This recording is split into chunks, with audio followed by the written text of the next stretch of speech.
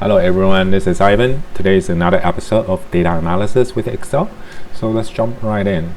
So in today's scenario, our assignment is for us to look for the value by the employee ID, and for the room number, we're actually told to look for the smallest number in this case. So we can see that in this table we have employee ID information, their names, their status, and the room numbers. And how do we use Excel formula to look for the value instead of us manually looking through all the records?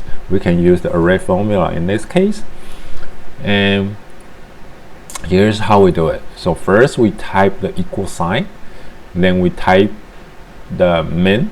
That will be the equivalent to the minimum formula. After we did that, we just type if statements, and the first conditions we need to put in here, or logical statement, we need to tell the formula, hey, we're looking for the employee ID, and that will start from the cell A2 all the way down to A8, right?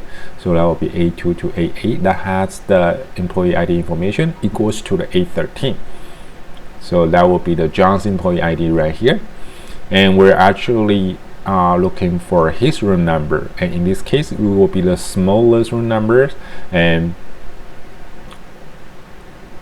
that will start from the cell D2 to D8.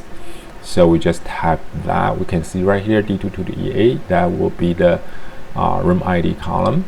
Then we just put one close parenthesis for minimum if statement, another close parenthesis, that will be for the minimum formula. After we've done that, we just hold the control key and press enter. So that will change the Excel formula to array formulas. And after you did that, that will give you the number 15. So let's double check. So we know John have two records. One is row 2, the other one is on row 5, and the smallest out of these two records, smallest room ID out of these two records is number 15. Alright, so it looks like the Excel formula is looking for the correct values. And that's for today's training, and if you like it, please hit and subscribe, and I will see you in the next episode. Thank you.